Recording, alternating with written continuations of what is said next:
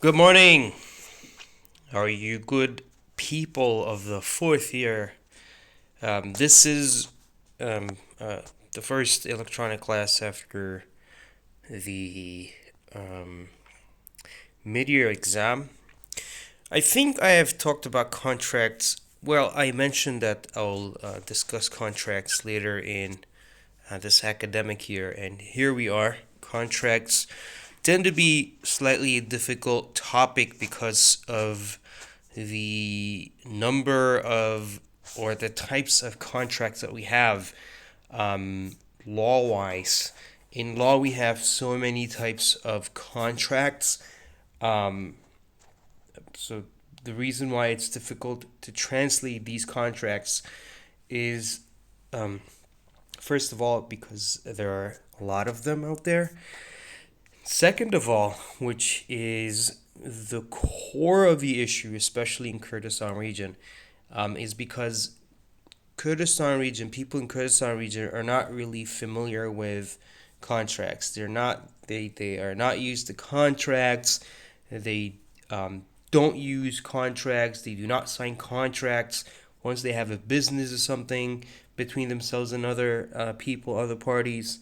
So it's slightly difficult. People, you don't get across lots of contracts in Kurdistan region.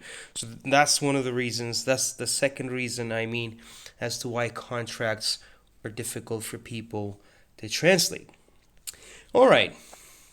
So what are contracts?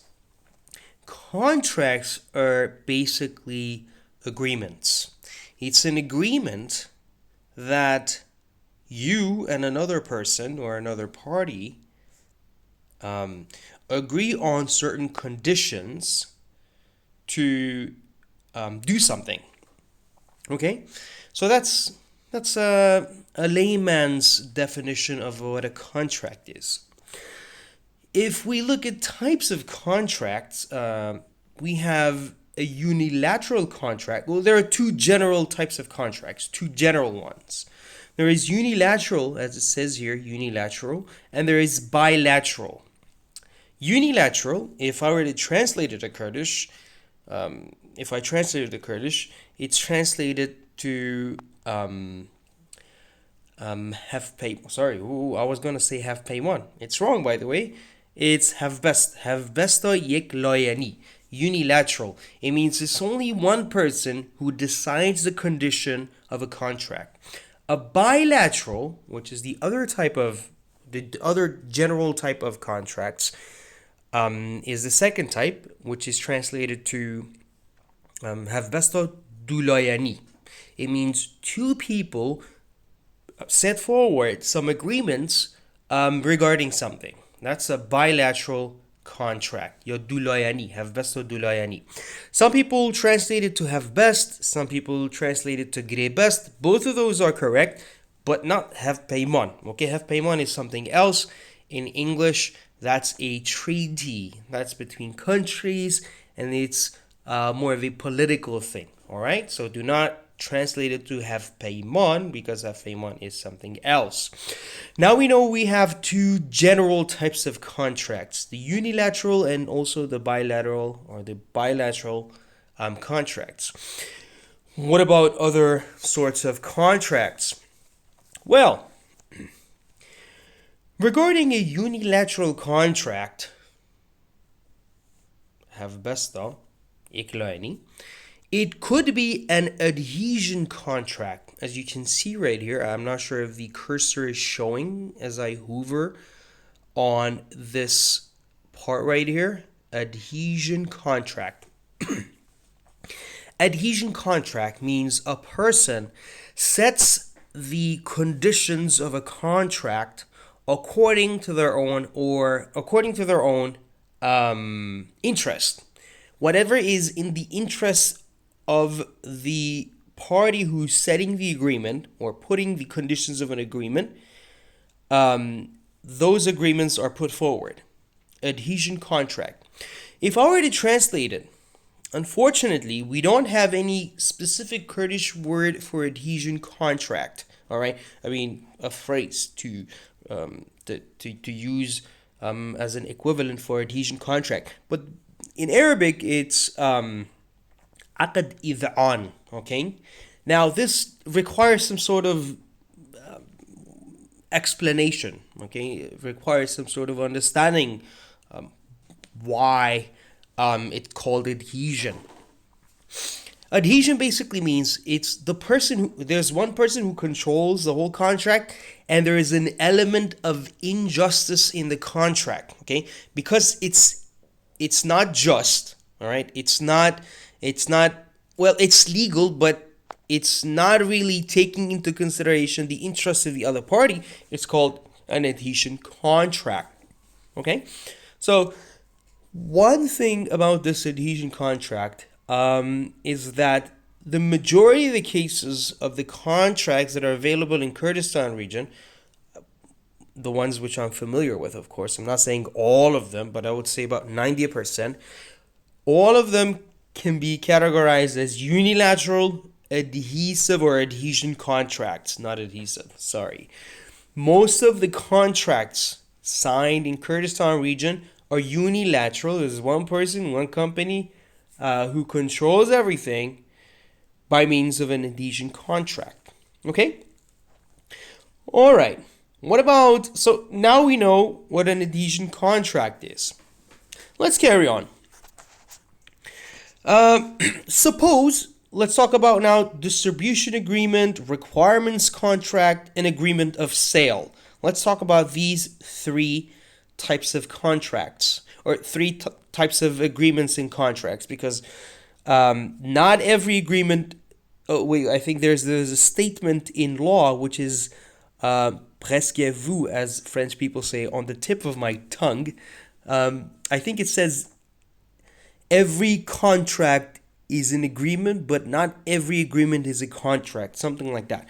The difference between agreement and contract is that agreement is anything general, okay? But contract is a very specific agreement about something. Legally speaking, by the way, I'm not talking about how language-wise is used by people. I'm not saying how people linguistically manipulate these words, okay?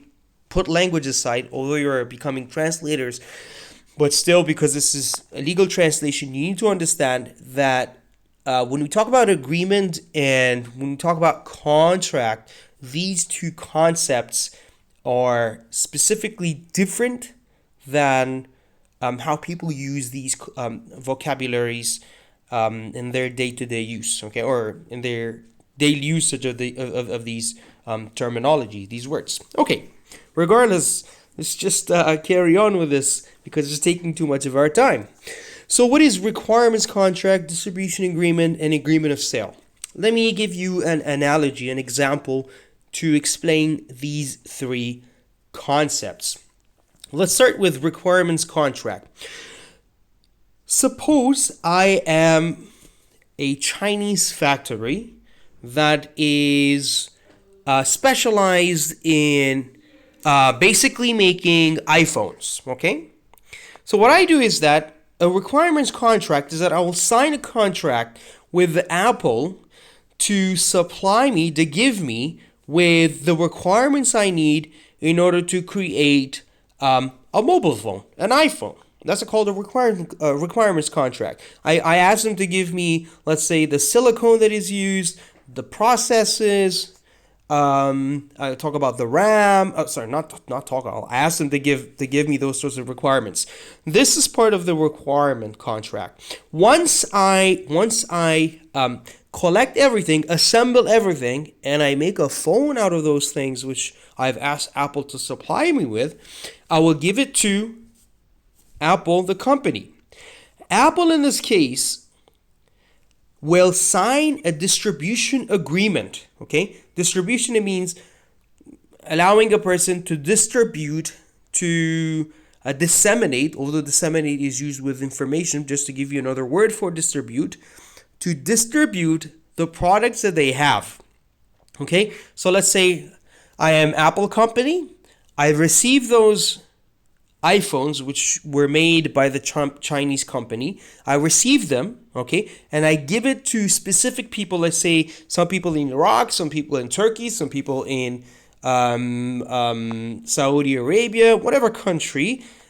I'll sign a contract with them to give them the right to distribute those mobile phones.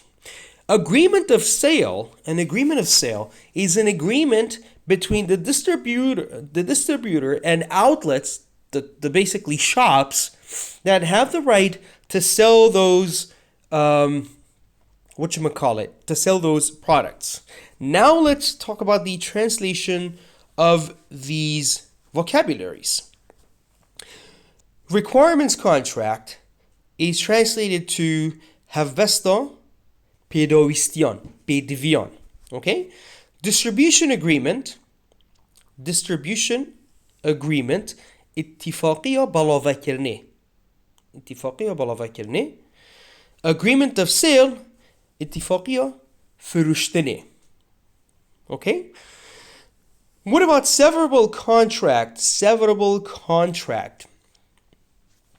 A severable contract, legally speaking, is a very large contract which is made up of parts or other contracts. So let me clarify this to you, because it seems, I think many people have issues with understanding what a severable contract is. Simply speaking, a severable contract is a contract that is made up of more than one contract. So it's one big contract and has other small contracts, okay? If I were to translate it to Kurdish, havbesta parça parçayı. Severable, it means parçebun, parçayı. As I said, it means it's made up of different or more than one contract. Finally here, it says, not really finally, just in this paragraph right here, it says implied contracts. What is an implied contract? This is a contract in which there is no expression of a contract, neither is there any sort of signing or paper that says there's a contract between two people. Let me give you an example. This requires an example.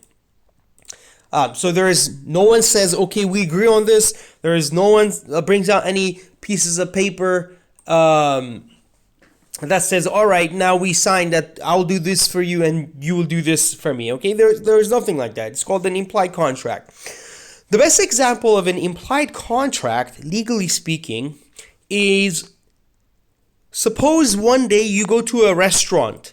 Once you go to a restaurant, you enter a restaurant, you sit down on a table, you order a food. That's an implied contract for the owner of the restaurant to provide you with food, and then in return you pay money for the food that was served to you. Okay, that is fulfilling an implied contract. I hope the example is clear. If there is any sort of misunderstanding, I'll come to the classroom and explain to you what an implied contract is. Contracts of employment is any sort of contract of employment. Okay, have besta توظیفی بینه یا کارایی. If someone is working in a place, they have a specific contract of employment. Wait a second, there's a word for it. What is employment in Kurdish? Shoot. Well, you know what happens. A lot of times you forget about words. توظيفية, okay, basically توظيفي. It's basically related to the people who are working with you. So, contracts of employment, it's a contract in which you have lots of employees who are working with you, and then you're the boss, and you're the one who yes, of course, you are the one who has, okay, contracts of employment in this case is you're the boss and you have a lot of employees. You have created some sort of contract by which every employee in your company or in your business is legally binding by. In other words, the employees have to legally bind themselves with the elements or the conditions of a contract. Okay, so that's the contract of employment. We'll discuss these further in the classroom. One final vocabulary phrase that is used oftentimes in contracts is the phrase breach of contract. If any one of the parties involved in a contract does not bind themselves with the elements or the conditions of a contract, they're committing a breach of contract, and one of the parties is ready, or sorry, has the legal right to file a complaint against the person who has breached the contract. In Kurdish or in Arabic, if you're to translate it, is kharqa, kharqa,